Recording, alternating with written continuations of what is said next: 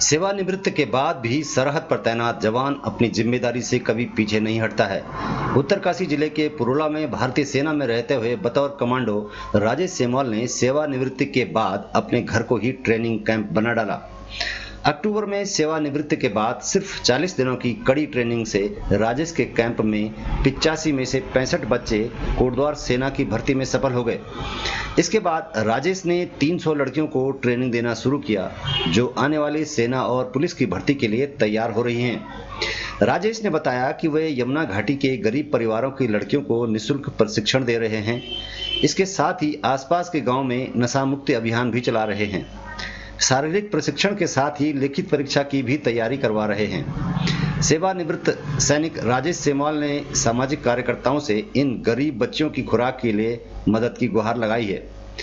Camp में मौजूद लड़कियों ने बताया कि ट्रेनिंग के बाद उनके अंदर जबरदस्त आत्मविश्वास पैदा हुआ है और किसी भी मुकाबले के लिए लड़कों से पीछे नहीं हैं।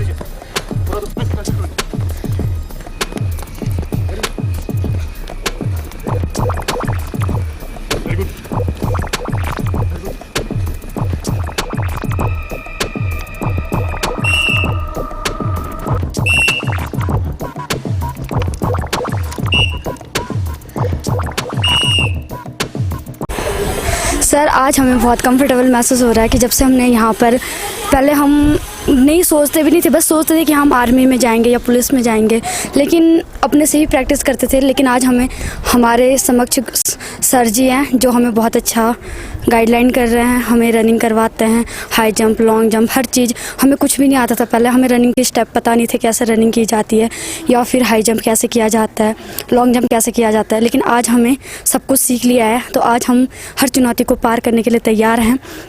उन्होंने जब देखा कि हमारी रनिंग अगर सब कुछ सही है तो फिर हमारा रिटर्न भी है, तो उन्होंने देखा कि क्यों ना इन बच्चों को रिटर्न में मैं निःशुल्क कैंप, तो उन्होंने चलाए जाए, प्रशिक्षण तो हमें दे ही रहे हैं, लेकिन उन्होंने साथ में हमें निःशुल्क कोचिंग क्लासेस भी दे रहे हैं। और मैं आपको बता दूं तो मैं आंचल हूँ और मेरा गांव जो पड़ता है रानागीठ में पड़ता है, यमुनोत्री विधानसभा से बिलोंग करती हूँ।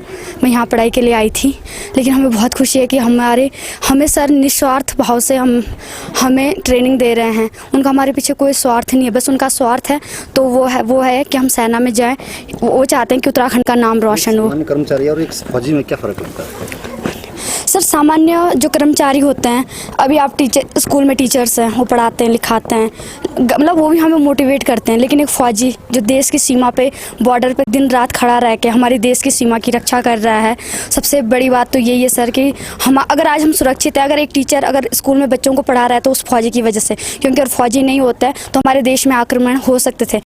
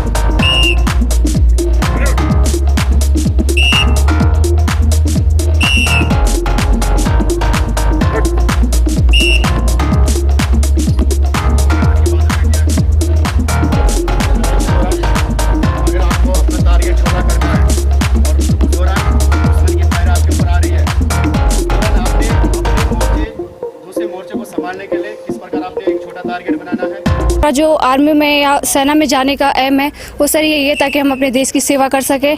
और जो हमारे सर ने हमें सिखाया है और जो हमारे पेरेंट्स ने हमसे जो उम्मीदें रखी है, जो आशाएं रखी है, हम चाहते हैं, कोशिश करेंगे कि हम उन आशाओं पे खरे उतर सकें। और हमारे सर ने हमें जो शिक्षा दी है, हम उन शिक्षाओं पे खरे उतरना चाहते हैं। उन्होंने जो हमें सिखाया है उनका पालन करना चाहते हैं।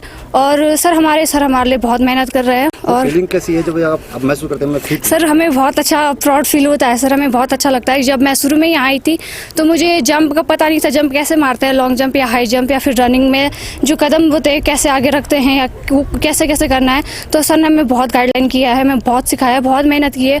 हम सुबह यहाँ पे 6 बजे ग्राउंड में आ जाते थे और सुबह शुरू में सर हमें बहुत मेहनत की है, 3-3 घंटे या 4-4 घंटे हमें सिखाया है। फिर हमें काफ़ी टाइम ये होता है कि सिखाते सिखाते हम धूप भी निकल आती थी। तो मतलब शुरू में क्योंकि हमें काफ़ी कुछ भी नहीं आता था, इसलिए ज़्यादा मेहनत करनी पड़ती है। अब तो ये है कि 1 घंटे 1.5 घंटे में सब कुछ कंप्लीट हो जाता है, क्योंकि बहुत कुछ सीख लिया है। हम यहाँ 3 महीने से कंटिन्यू ट्रेनिंग कर रहे हैं। और जब सर ने देखा कि हमारा फील्ड तो फिलहाल लगभग ठीक ही है, फिर रिटर्न में हमारा बहुत कमज़ोर है, फिर सर ने हमारे निःशुल्क को भी खोला है कोचिंग सेंटर, जहाँ हमें निःशुल्क कोचिंग सिखाई जा रही है। हमारे टीचर रखे हुए हैं और हालांकि वो उतनी सुविधा नहीं हो पा रही है, क्योंकि सपोर्ट सर का नहीं है। सर का जो अपना है वही है, बाकी उन्हें बाहर से कोई सपोर्ट नहीं मिल पा रहा है। फिर एक नॉर्मल होता है, देश की सेवा करने वाले सैनिक वो कितना कर पाएंगे, फिर भी उनसे जितना हो रहा है हमारे लिए पूरा वो कर रहे हैं। इसके लिए हम सर का तहे दिल से धन्यवाद करना चाहेंगे। और हमें घर पे कि हमें ऐसा सर मिले हैं, हम चाहते हैं कि हमें ऐसे सर और मिलें ताकि हमारे क्षेत्र का, हमारे पुरोला का विकास हो सके। सर हम यही उम्मीद करना चाहते हैं सर।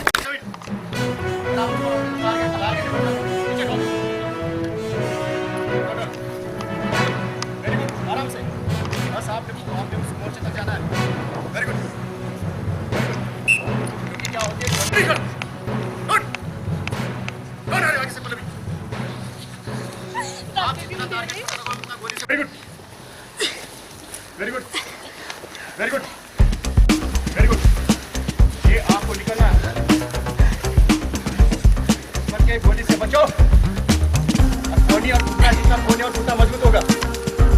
यहाँ पे मुझे पता है, लेकिन अगर उस समय आप पत्थर को देखेंगे, हमारे पास आग को देखेंगे तो आपको गोली लग जाएगी।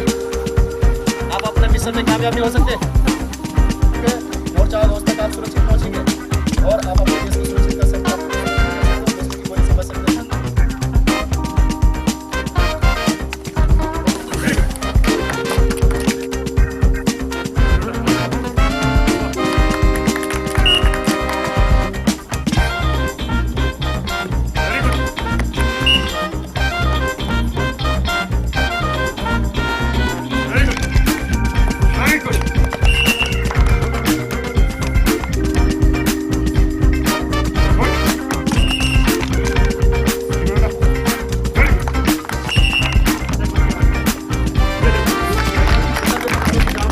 हम सर अपने आप को ठीक ठाक महसूस कर रहे हैं। हमें लग रहा है कि जिस प्रकार से हम जो लड़की हम पहले थे वो लड़की हम अब महसूस नहीं करते हैं, क्योंकि सर ने हमें इतना मजबूत बना दिया है कि हम शायद ही अपने आप को कमज़ोर महसूस करते होंगे, क्योंकि हम इतना जानते हैं कि अब हम किसी भी भर्ती में जाने के लिए पूरी तरह से तैयार हो चुके हैं। सर हमें रिटर्न भी करवा रहे हैं, हमारा फील्ड भी करवा रहे हैं, सभी तरीक़ों से हमें मतलब सेना में जाने के लिए तैयार कर रहे हैं। तो इससे हमें 3 महीने से करवा रहे हैं सर। हमें रनिंग से लेकर long jump, high jump, exercise ज़्यादा बढ़िया हो गई है प्रैक्टिस। हमारे सर सबसे ज़्यादा थे सर हाई जंप, जो कि अब तो ठीक ही है सर, कि पहले सर हमें हाई जंप मारना बिल्कुल ही नहीं आता था। सर ने हमें सिखाया, पहले सिखाया, फिर अब जाके हम थोड़ा थोड़ा मारे और अब तो ठीक ठाक ही मार लेते हैं। और जबकि पहले हम जानते भी नहीं थे कि हाई जंप मारते कैसे हैं। हाँ, क्योंकि सर हम पहले गेम्स में भी नहीं गए, तो इसलिए हमें पता भी नहीं था कि कैसे क्या करना है। सर ने हमें सर छोटी से छोटी और बड़ी से बड़ी चीज़ सिखाने का पूरा प्रयास किया है। सर हमारे लिए बहुत कुछ होता है सर, क्योंकि फौज की नौकरी सर एक नौकरी नहीं है सर, देश का एक गर्व भी होता है। अगर कोई लड़की फौज में जाती है तो वो सर एक बहुत बड़ी बात है, बहुत सम्मान की बात है। और नौकरी में सर शायद इतना सम्मान किसी लड़की को मिल पाए जितना कि एक फौज की नौकरी में मिले। पेरेंट्स भी सर हमारे ऊपर गर्व करते हैं कि हमारा बेटा या बेटी फौज में है। और नौकरी में तो सर और नौकरियां भी है सर, पर लेकिन क्योंकि जो फौजी होता है सर उसे देश की सेवा इतनी करता है सर जितनी कि कोई नहीं करता है।